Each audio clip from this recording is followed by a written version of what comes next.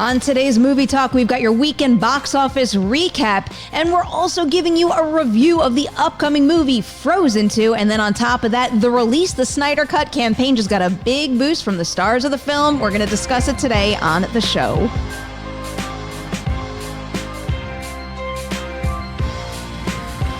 Good morning, everyone. I hope you had a wonderful weekend. I am your host, Perri Nemiroff, and today I have the pleasure of being joined by Emma and Angelique. Hello, hello. Hello. Hi. Thank you for having us here. I'm sure our mics are not picking this up, but like somebody is full on mowing the lawn or something is happening behind us. I didn't even know there was a lawn on the other side of this morning, building. it's got to get done. It's quite a way to wake up, yes.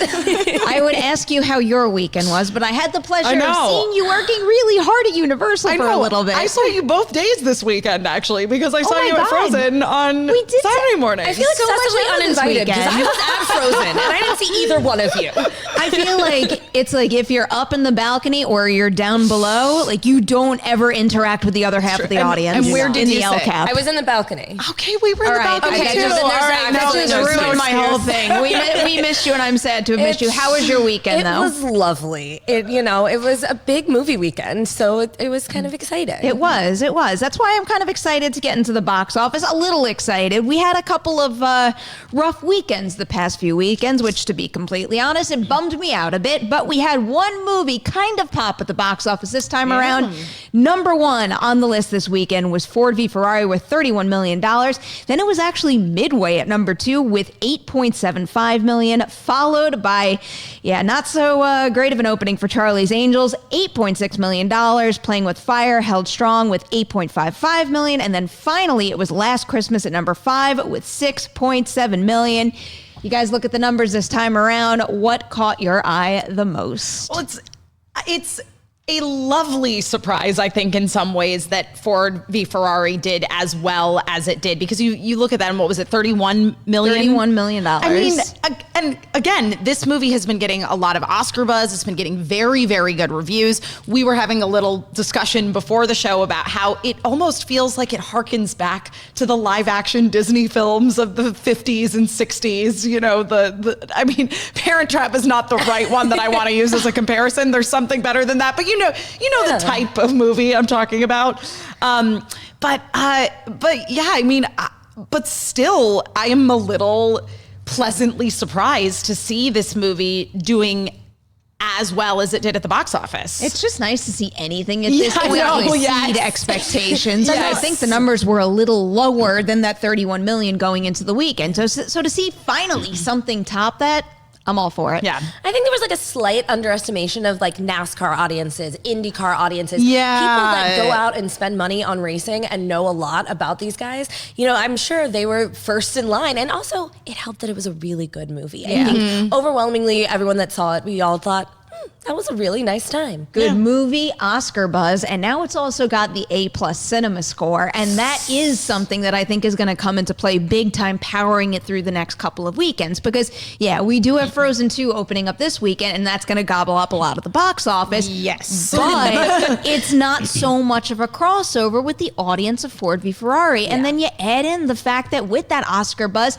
you're going to have increasing urgency to see this, because I really do think that this one could be in the mix for Best Picture, especially if those box office numbers hold and people are still super enthusiastic about it. I think this one has legs. I really do. I think that this is one that we're going to continue to see for a significant amount of time. I mean, I don't think anybody expected Midway to be number 2 again. So, you know, that shows who's going to the movies right now. I'm always happy to see something do well, like especially something that was very well liked, like Ford v Ferrari, and also Midway. I believe Midway had the A cinema score, so opening day audiences clearly very much enjoyed it. The thing that we do have to factor in with both movies, though, just to really put everything into perspective, is yes, they are doing well right now. They both came with pretty significant production price tags. So in order for them to actually turn a profit, they still have a little ways to go, but it is nice seeing money being spent after, movies like Terminator Dark Fate and Dr. Sleep were hugely disappointing. And sadly, we can't get away from that conversation this weekend because, Charlie's Angels. I'm really mad at everyone. Let me just say, I'm sorry. I'm mad at everyone for not going to go see this movie that I loved.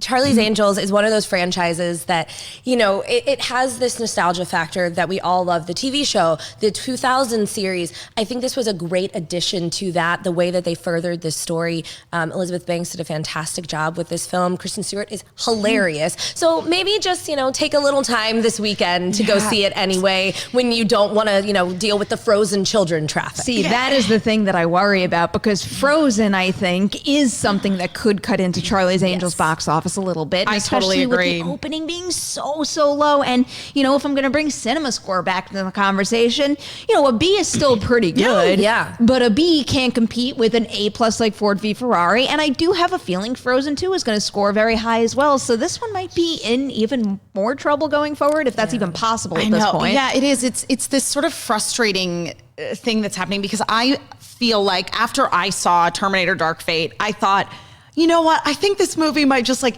take a little while. And I think that there is a world wherein it becomes sort of a cult classic. Yeah. And I think that, unfortunately, looking at, as you say, Perri, it's now going to be competing with Frozen 2. You're definitely going to have an audience crossover there. Mm-hmm. That might be the best that Charlie's Angels can hope for as well. And it's certainly not suffering from the exact same syndrome as Terminator Dark Fate, because with Terminator, what was happening was we'd been promised so many times, hey, it's going to be better this time. And also with Terminator, every time they made a sequel, they're like, okay, well, that last sequel doesn't exist. Okay, so it's 1, 2, and then Salvation. Okay, no. It's 1, 2, and then Genesis. You know what I mean? Yeah, that kind of revisionist history gets confusing. It does. It gets confusing. And also, we're now told, okay, well, when we go see this, is this going to just also not count in another 2 to 20 years time? Yeah. Now, Charlie's Angels, you don't have quite the same gap in time in terms of making another sequel. However, it does suffer from the first Charlie's Angels was really, really fun.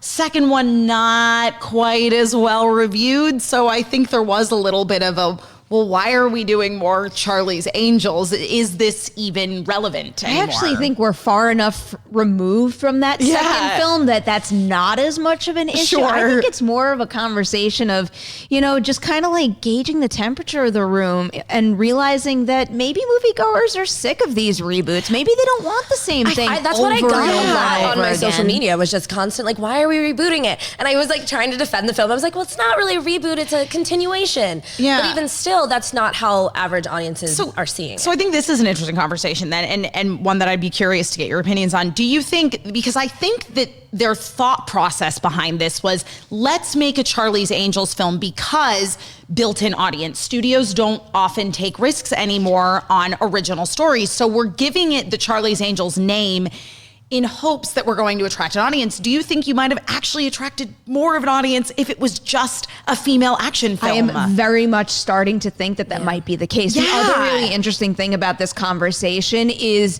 figuring out what's more valuable, direct sequels or these reboots. Because when you look at the recent failures, Terminator Dark Fate retconned that franchise. Then you have Dr. Sleep, which was so far removed from The Shining. And it was a reboot of a sorts with the way that it married The Shining the book with The Shining the movie. So that was an interesting little case there. And it just seems like the only continuations of franchises that are actually doing fairly well, and it's not the case across the board by any means, are movies that are, you know, a sequel coming 2 years after or less than 2 years after the previous film. I mean, because with what's going on with Terminator and as you say, to some extent, Dr. Sleep, it would be like with the Star Wars sequels, like if J.J. Abrams had come in and been like, the prequels don't count or whatever, you know, but it's true, because you look at something like that. And as you say, it is a direct continuation. It's taken the good and the bad and saying, you know what, we're here and we're just going to keep doing this. I understand any executive out there who looks at a brand name and sees value in it, but I think we need to reassess that value. I think just slapping that name on a new movie isn't doing the trick. So another good example of that this year is Child's Play. I think if you had retitled Child's Play anything and didn't make that AI doll look like Chucky, you could have had a bigger winner on your hands. But they were banking, and I get it. I really get why that's the path your mind goes down. They were banking on the Child's Play name. Yeah, it makes, well, at least we thought it made good financial sense. And now it seems like you said, it probably doesn't. And it's kind of a disappointment, though, especially with the Charlie's Angels. because they did do so much to bring it into 2019. And really, it was a surprise to me just how progressive the show was from the very beginning. I kind of always thought, I was like, oh no, something about, that 60s version is gonna feel kind of dated. And I was like, actually, the way that this whole situation was set up is not bad. Yeah. Yeah. It's a bummer to see that happen, especially when it's actually an enjoyable. I think that's the thing that's disappointing me most. I know not everybody shares these same opinions, but I like Dark Fate. I like Dr. Sleep. Yeah. I like Charlie's. Shockingly, I like Charlie's Angels. Right. I have been saying that movie was going to be a quality disaster for so long, and then I was pleasantly surprised. And then these movies don't make any money. I wonder if that's part of it too, because I also was very surprised at Charlie's Angels. I wanted to like it. I wanted to support it, but I was shocked at how fun it was. I again had sort of a similar attitude. I feel like where I love Kristen Stewart. I really do. I really believe in her. It's the same way like I really believe in Robert Pattinson, and I'm so glad that they both are like having these refreshed careers post Twilight. And I just am thinking of Kristen Stewart on that amazing Duolingo for Talking to Children sketch from Saturday Night Live, which you have not seen. I highly recommend, incredible. just to give you an idea of how absolutely hysterical she is. But yeah, I think there is a little bit of a silver lining to this conversation, which is give that to me. Which is maybe studios will look at something like this, look at something like Charlie's Angels, which, as you say, it has a B cinema score. It is pretty good. It's the general consensus is, you know what, this movie's fun. It's worth seeing. Maybe studios will go, turns out it was the trying to reboot it. It was the trying to do a remake or rest on the laurels of an existing franchise, what have you, rather than creating original stories that's becoming off-putting to people, and maybe we'll get more original content. Yeah. I would love it if that was the lesson learned from all this. But the other thing we do have to factor in right now is the launch of Disney Plus. Oh, and, yes. Just how Disney is dominating the box office. It's undeniable this year. Do you think that the release of Disney Plus did make a dent in this weekend's box office? I think it very well could have. I think more people than anyone, more people, I'm sure you guys know, were just tweeting and Instagramming all about what they were watching all week and weekend long. So yeah, it's also cold outside. People are not leaving their homes. So you have an even better reason to not leave your home, because you have this platform that has everything that you've ever loved from your childhood on to be able to sit there and binge watch. We already have seen just how VOD platforms and streaming services have already kind of put that dent in the box office in general, but I think this is like the mega one. This is the biggest behemoth that we've come up against since the beginning of Netflix. Yeah. And there is also the conversation that, we were having a little bit of earlier, where people who are in sort of the film punditry and criticism world are often invited to screenings of these films. And how often do we really go out and re-see something that we've gotten to go see a screening of? And I think that some of it is that a movie has to be like really, really good or offer some kind of really unique, beneficial theater experience that you're like, if I watch this in my house, not going to be the same. But when you look at the sheer number of streaming services that we have, and Disney Plus is a behemoth, because again, suddenly we have access to all of these titles that we have not had access to for a very long time, certainly not digitally anyway, or in a way that was very easy to get to.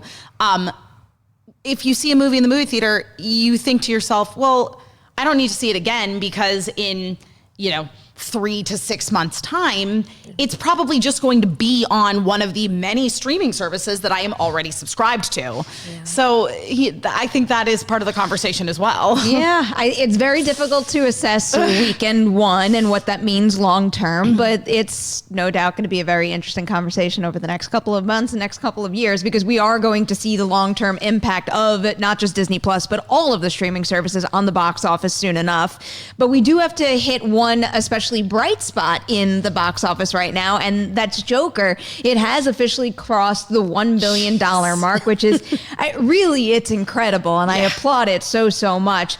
This makes it the 4th DC Comics adaptation to do so, the 7th release of 2019 to do so, and the first ever R-rated movie to top $1 billion.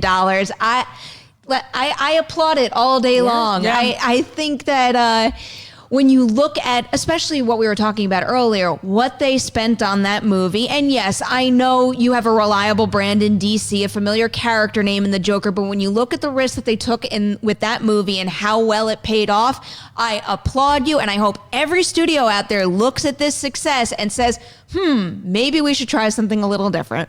Yeah. And I mean, like you said, it's worked. And they did. They really took a big gamble and tried something as drastically different as they could have from the way that we've seen the Joker portrayed before. And I'm not surprised at all, actually. After those first box office returns came in, I think everyone saw, okay, there is no real fear of this movie. People really are interested in what this is going to be and getting to see just this whole new interpretation of this. I wonder if that's what it is. I wonder if all of these other sort of reboots, long-term continuations aren't taking enough risks. You know what I mean? Because if, say, something like Charlie's Angels had done something wherein you're like, man, that is not what I expected out of a Charlie's Angels film, then maybe more people would be like, I gotta go see what that's about. I feel like this is the easy route out, and only because the Joker is on my mind right now, but it's like if it was not just typical Charlie's Angels, but rather Charlie's Angels meets a John Wick style, maybe that would have been something super different and very intense, or far more intense than what we've seen before. Right.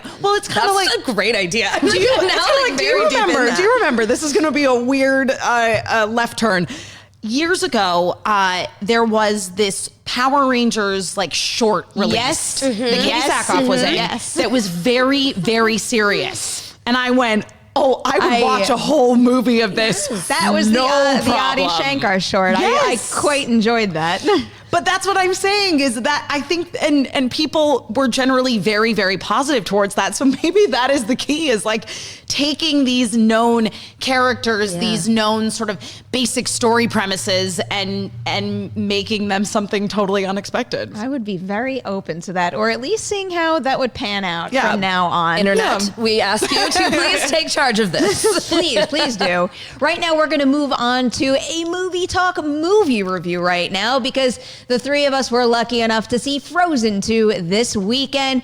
Of course, this one continues the story of Anna and Elsa, and this time around, it focuses a little bit on their history and their parents, maybe the source of Elsa's powers, and they go on an adventure to a new area. And I'll just tell you right up top here, I loved it. And there are some new songs in this movie that you are not going to be able to shake. How did you guys feel about Frozen 2? Did it keep the bar as high as the first film? It, for me, surpassed the first film, which I think I'm going to be in a small minority. I do think there are people, there was a sweet little girl that I saw after that was like, I like the first one better, because I think this one is a little darker. This one is a little definitely tougher a little darker for the little ones. So that's my one disclaimer. But I loved this one. I think I just connected to this story more, this story of finding yourself and trying to figure out, who you are. I thought was really powerful. Yeah, I'm getting emotional thinking about one particular moment in the film that I am not going to spoil. Do not listen to the soundtrack. I would never ever say that, but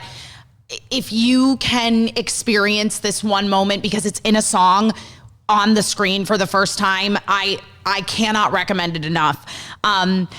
For me, where this film surpassed the first one is it was so much more of a focus on the relationship between the sisters. Mm-hmm. I think that the first movie, and I love the first Frozen movie. Do not get me wrong. I love Frozen. I am a cheap date. There is a little bit of a muddy water, though, of is this a love story? Is this a story between sisters? Ultimately, it comes back around to it being about the sisters. This movie is really, really about them. Somebody had tweeted at me after I had said, oh man, I really liked it. I have some very, very minor criticisms, but the third act of this movie is so strong that it made my criticisms very, very, very minor.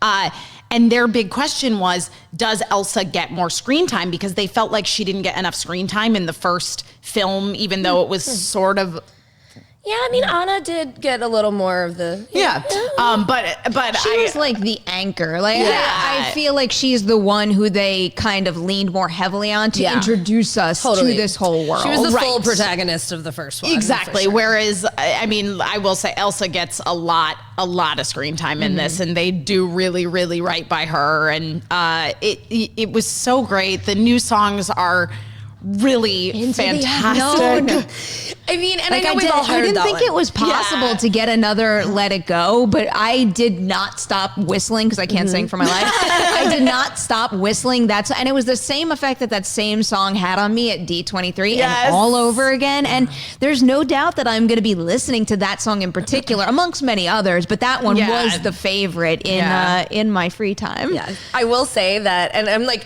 I don't know what, I think it's the lights. I'm not crying right now, everyone, but every time Idina Menzel opened her mouth, well, really Elsa's mouth in this film, I sobbed. Like it was the kind of ugly cry that I did not expect to have at 10 a.m. on a Saturday morning. But all of a sudden, I was just losing it, and I was like, "Why am I so emotional with this film?" I think it really will. Especially for adult audiences, it has something for us this time that'll really grab you. I feel like there was a tissue swap happening next to me. Right? Wendy kept it. So I was sitting between Perri and Wendy, and I had moved my tissue. This is a funny story. So I had switched into a different bag for the Mandalorian premiere last Wednesday, and I left my tissues in that bag because, I don't know, maybe I was going to get emotional about something in the Mandalorian. I like to be prepared. But I did not put my tissues back into my bag that I took to Frozen, but fortunately Wendy had tissues because I was I cried from like the 20 minutes out to the end of the movie mark to the very end the entire time.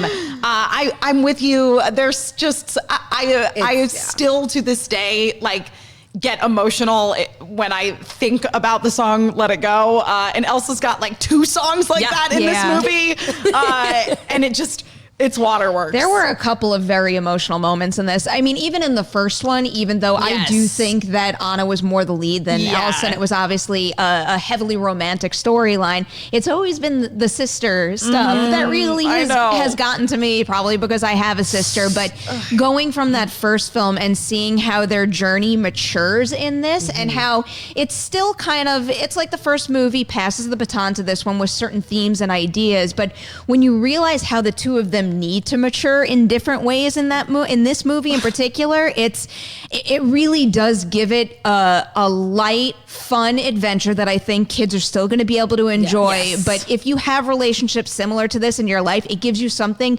so like heavy and moving to hold on to. So I might have teared up a couple of times as well, particularly when Elsa did Any Song, and Anna has one in particular that almost broke me. Such a good ballad in this movie. Also, Jonathan Groff as Kristoff has one of the best. There's a song that I would agree with you. Do not listen to that song until you see it play out with the visuals in the movie. And actually, speaking of all the songs briefly, and the creators behind Frozen, big applause for the writing in this movie. I think the dialogue really is brilliant throughout, but in particular, I think part of the reason why these songs stick with us and have so much weight to them isn't just because they're catchy tunes sung by incredibly talented individuals, but it's because of the deep meanings in literally every lyric in them. That's why you carry it with you. That's why you think about it as you sing it. And pretty much every single song has that quality here. Also, Josh Gad as Olaf.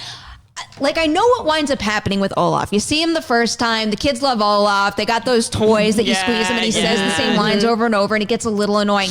Olaf is one of the most brilliant animated comedy characters I've seen. Maybe over the course of my entire life. I thought he was great in the first one. The way they up the Olaf humor in this, brilliant for Josh Gad's comedic style, but also they play with it so well visually that it never gets old. The visuals in general in this movie are unbelievable. Stunning. And it's interesting because Olaf could be so irritating, and they managed to not cross over that line. He really is endearing. There's a lot of heart to this character. He's just kind of this dummy, and you can't help but love him even when he's doing stupid things that are irritating He's you. not really a dummy, I though. know. He says certain. He says certain things in this movie that even as a grown up, I still stop. I mean, there's such like simple human truths. That's exactly what it is. That nobody that's our age ever really verbalizes. So to have it said to you in a movie, there's something about that really gets in your head. And I appreciate that they let him be annoying to the other characters. Like they lean into that fact that sometimes you're like, okay, Olaf, sit down. And I think that's what it is. I think it's because the other characters are actively acknowledging the fact that he's kind of getting on their nerves that we all are on board with it. And then in those moments where, as you say, he is really deep, Perri, and he has these really like simple, beautiful observations about humanity and life that we really listen. And it's a brilliant performance. I've got to say, I'm so glad you brought him up because I just think like, Josh has done so much for these films and always says that, or he was the one who said like these tunes were going to be catchier than the rest of them. I think there's some serious credit that needs to be given to his performance here. It is really special. I do have to point out one slight criticism I have that could be cleared up on multiple viewings and it's difficult to discuss this without getting into spoilers, but there are complications that arise in terms of their world and what's going on. Yes. And I wasn't entirely piecing it all together. There were also a couple of new names that are thrown out that it was bothering me that I couldn't retain those names at the end of it. And I did walk out with a couple of questions, like why would you do that in order to get here kind of thing. And I do think that's something that could be cleared up when I sit with the story a little more and I get to re-experience it. But hey, that's just something that I walked away wondering a little more about. Yeah, I think that the criticisms I have of it are sort of in line with that. And it's specifically in regards to some stuff with the parents who, slight spoilers, we spend a lot more time with there's a lot of flashbacks in this movie. However, like I said, I think that there is a level of me looking at this with my adult brain, which is great that the movie allows for that, because there is something as an adult in this to like really, really connect to outside of just like the individual journeys of the characters maturing, which is so relatable as an adult. But then I have to like take a step back and look at like Olaf dancing around and like pulling his arms out of his body and go, oh, this is a kid's movie. I need to like look at this with a kid brain. It is a nice balance of all of that. But it does get a little confusing. There are definitely some things that are a little like, especially if I was a kid, I would be like, I have no idea what's going on now. Who's doing what? But the question is, as a kid, do you care? Yeah. Yeah. I think sometimes the answer might be no. And also just because the world is so colorful and like mesmerizing and appealing, and these characters are so lovable, and the family they form, the love that they have for each other is so infectious that it's difficult to pull yourself away from that in order to start like picking apart all of that stuff. But it is a story concern that is there. But overall, I will highly recommend everybody go to see Frozen 2, whether you have kids or you don't. I think that really is one of the biggest things that I have to commend both Disney Animation and Pixar for, is just how incredible they are at making movies that can make a really good impression on the youngest moviegoers out there while still having great value for the parents, the older siblings, you name it, that take them to see this movie. When you can appeal to a 4-quadrant audience like that, you hit something special. You hit something like deeply human. I think if you are an adult who has ever felt like you are like different or alone, like you will love. So an adult. You will love this movie. It's just really good. Thumbs up across the table here. Absolutely across the table. I had a feeling. All right, guys, now is the time when we get to share some information on the cool content coming your way on Collider Video. Like all this stuff, here's a promo.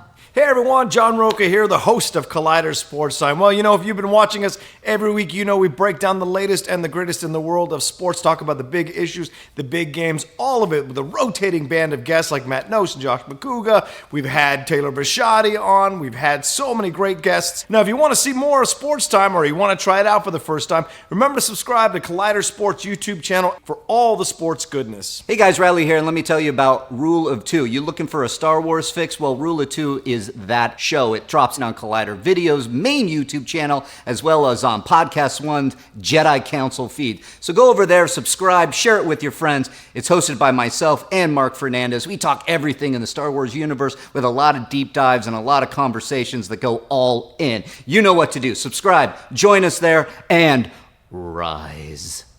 Before we move on to our final topic of the day, I have something cool to tell you guys. So I briefly teased this last week. I'm leaving for the rest of the week, and John Roca is going to be your host Tuesday through Friday, but it's because I'm going somewhere super cool.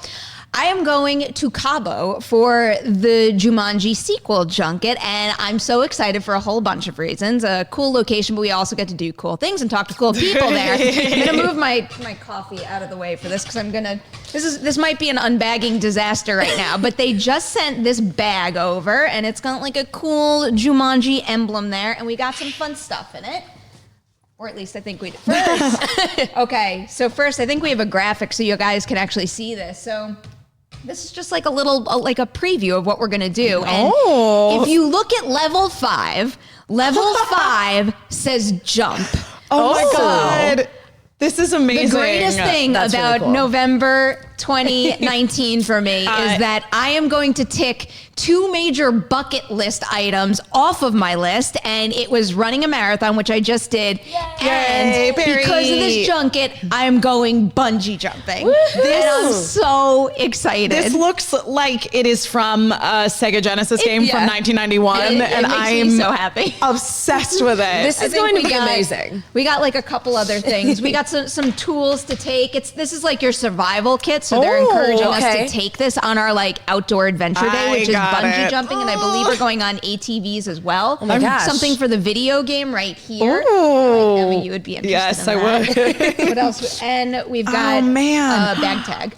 So Important. This is a USB drive in a like potion bottle. That is so That's much fun. awesome. Very cool. So I am all set with my survival kit. You can bet I will be sharing lots on Instagram and Twitter and everything, especially of bungee jumping. Amazing. And we will be having FOMO and exceptionally jealous of you. freaking out about bungee jumping. I'm so excited. I've been skydiving twice, and I've always said I really want to go bungee jumping, but I can't do it unless I have a good reason. Because Right. as much as I love Long Island, New York, I went skydiving over, Suffolk County twice. It's only going to be so picturesque. Yeah, but going yeah. bungee jumping in Cabo is like a freaking dream come true. So This is awesome. I'm so pumped. I'm also so pumped to see the movie because I really had a blast with that first one. And obviously the original has a major place in my heart. Of course. All right, let's get into this third topic now. I know you all want to hear about our thoughts on this one. It is the current situation with the release, the Snyder Cut campaign. So basically what happened is this has been a hot topic of conversation for quite a while right now. Ever since Justice League first hit theaters, and there's kind of been a recent uptick in the push to release the Snyder Cut because recently stars from Justice League have come out in support of it. Gal Gadot, we have Ben Affleck, Ray Fisher. There's a lot of talk about this right now. You got Zack Snyder retweeting stuff. So the big question is this going to do anything? Are we actually going to get the Snyder Cut because of it?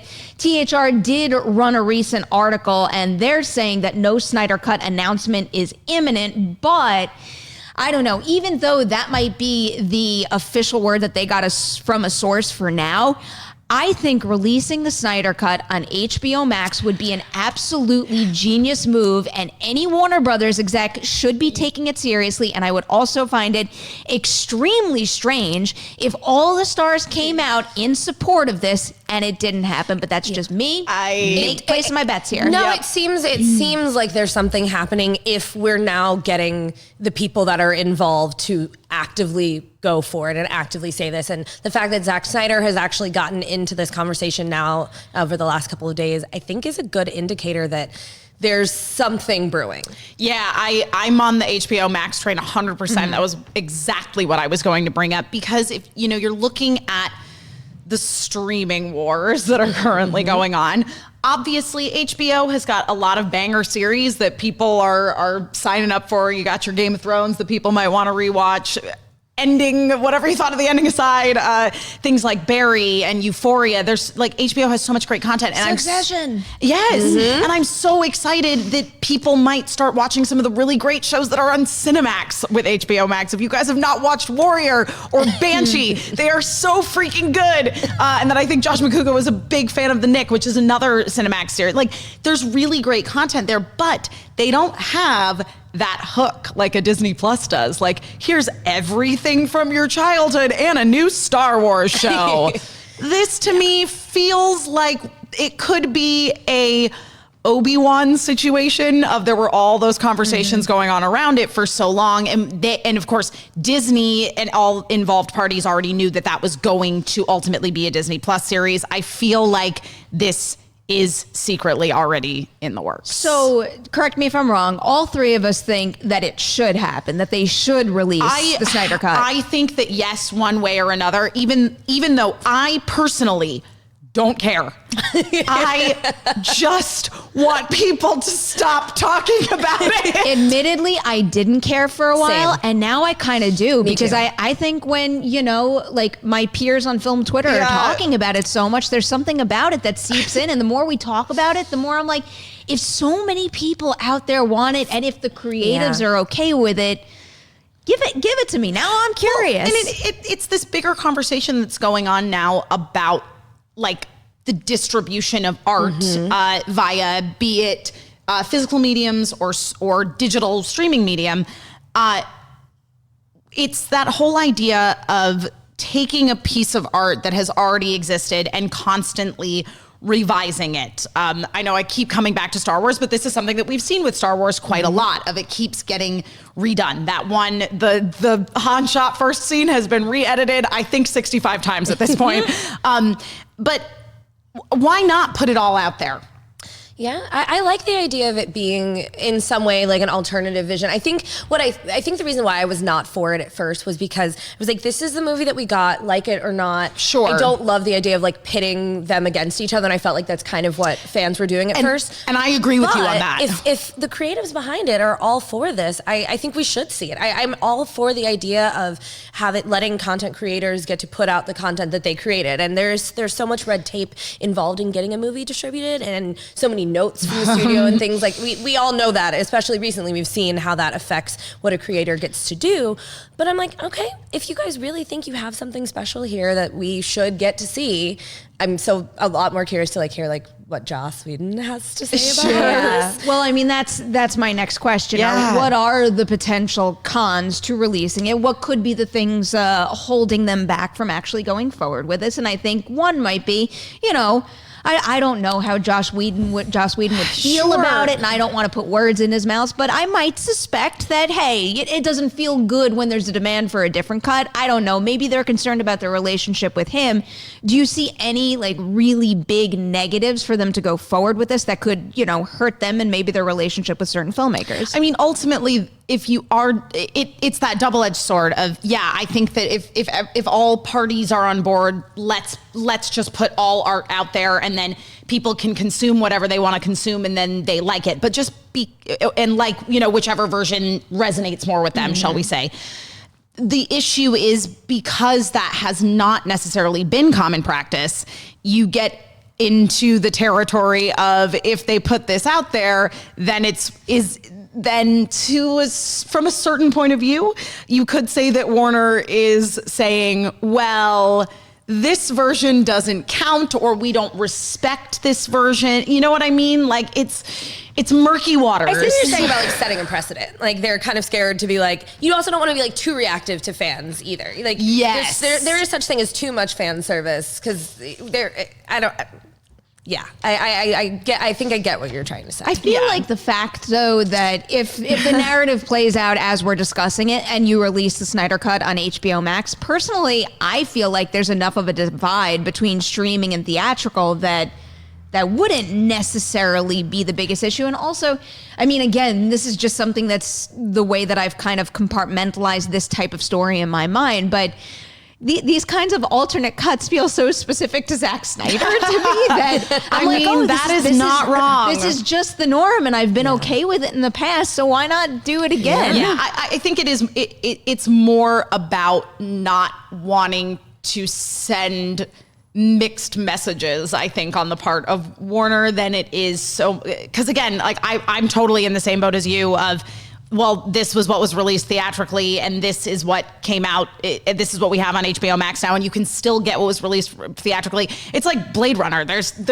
1,000 different revisions of Blade Runner, but you can get all of them. And I'll never forget that. So I watched one version of Blade Runner so many times, and I wasn't into it, and I didn't finish it. And it was because John Schnepp told me to watch the final cut, I believe it's called. That's what changed the game for me. So it's like my favorite too. When I think about that experience I had with Blade Runner and how that finally opened the door to that content. Did you watch for me. like the theatrical where there's the weird voiceover? A couple of times, and I never fully got through it. But then not only did I get through the final cut, but I really liked it, and that's when I could first start to feel what others feel when they talk about their love for Blade Runner. And if an alternate cut of a movie can potentially do that for somebody, sometimes I think, and I know it's like a gray area, but sometimes you got to put ego aside and just let those versions exist. Yeah. And I know there's, of course, lots of money involved in getting this final cut completely together, but there could stand to be a ton of money made. I mean, I think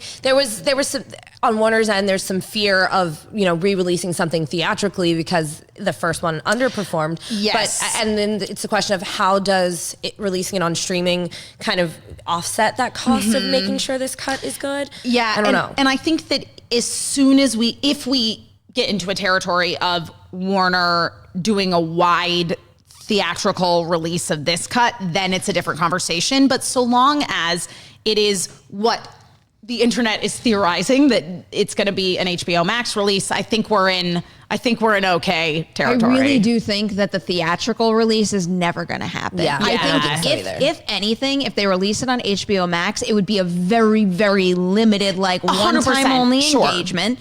Especially because, it's been 2 years since Justice League has hit theaters, and I think that the DC film franchise has taken some major steps forward since then, and I just don't think it would serve them well to do a traditional wide release for a different cut of these characters that are going down different paths at this point. So absolutely. I think what could make everybody, or almost everybody, the happiest is release the Snyder Cut, release it on HBO Max. I really do think that if they do that also, there is, and I know part of the conversation out there has been, well, in the grand scheme of things, it's only this many people that want the Snyder Cut. I actually think that might not be the case. I think the noise is loud enough, and I think the ripple effect is going to be loud enough that you're going to get a lot of people to sign up for your streaming service for one piece of content. They're going to want this, not to miss this, and then they could explore other content through that commitment. That is how streaming services count their numbers. Exactly. So it really would be a brilliant move. Because, I agree with you. I am a big voice for negativity is often a few people in an echo chamber. I think this is a little different. It's also not, it's not negativity really. I mean, or at least most of the ways that I've seen it expressed, anybody could take anything and put a negative spin on it, but this just seems like, folks who are fans of Zack Snyder and are aware of what went down behind the scenes just want to see the alt version. And I don't know. I'm all for it now. I do more than ever. I'm convinced. We did want to save a little bit of time for your live chat questions, and let's grab a couple little comments here. Meteor wants to know, what if the Snyder Cut is just the Justice League movie in black and white? That's never going to happen. That would be amazing. That would be like a like almost a disturbing piece of trolling. If that would it's be never going to happen. Unbelievable trolling. And Eric Frederick is saying, maybe we should get the Lord and Miller version of Solo to LOL. Just a fine way to divide people and cause more problems and if I could pick my original cut that I would do anything to see, and granted, I don't think it would be a finished film at this point, I would really want to see, or at least just get a taste of what their version of Solo looks I would be curious too. But I also think that that person's point is in the chat is correct, that you do stand the possibility of being divisive. Yeah, we don't want to. I don't think we should have this to compare it. I think we should have this as, and of course, people can't do that for the most part. But what you want is you want to be able to just see these two pieces of art and see the ideas that he had, because we saw part of it, but we didn't get to see the whole finished vision. Yeah. All right, let's grab one more question, and let's get one that gives Charlie's Angels a little love. Luke Nelson is asking us, what big franchise would you like to see Kristen Stewart tackle next? Maybe she could take a role in the MCU's rebooted X-Men. Oh, man. I don't think she... I don't want to put words in her mouth, but I suspect she might not want to do something like that, unless maybe it's, a Joaquin Phoenix Joker kind of situation, because, I've said it before, I think she's got acting chops for days. 100%. I think she's wonderful. I'm willing to give her just about any project at this point, but I think she's going to want like a super meaty role that she could really sink her teeth into. I want her to be like the new Felix Leiter in James Bond. That would be fun. To be like the American CIA agent or FBI. I can't. Yeah. I love seeing her be funny. I really want to see more of funny Kristen Stewart. So I'm trying to think of a good comedic franchise that she could jump into, because the action was fun to watch as well. It's nice to get to see her do something that's not so brooding.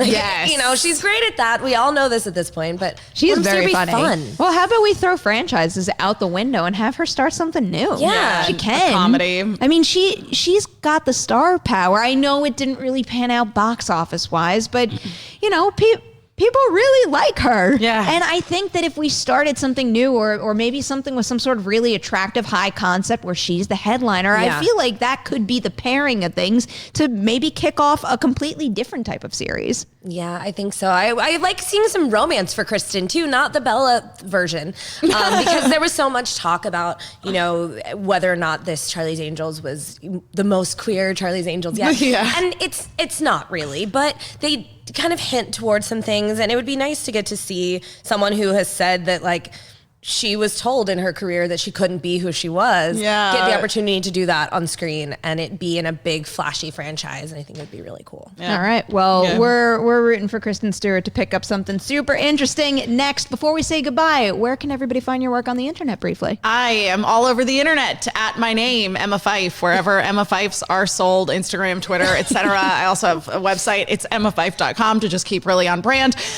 You can catch me here every Thursday on Collider Jedi Council, talking all things Star Wars.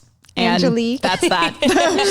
And you can find me at Variety. You can find me on Twitter at Angelique814 and Instagram at Ange814. It's fine. We're gonna merge them at some point. But yes, you can find my work at Variety.com and follow us on all of those social media channels there. All right, and you can catch me on Twitter and Instagram at P. Nemiroff during my Jumanji adventures, bungee jumping, yay, and movie. I'm really excited to see the movie as well. John Rocco will be steering the ship the next couple of days. I will be back at this desk on Monday leading the show. Before we say goodbye, as always, big thanks to Adam in the booth and Thad in the live chat today. Guys, right from here, you need to go over to Collider Live. They kick off at 10 a.m. PT. Like and share this episode. Have a great rest of the week with Roca, and I will see you on Monday.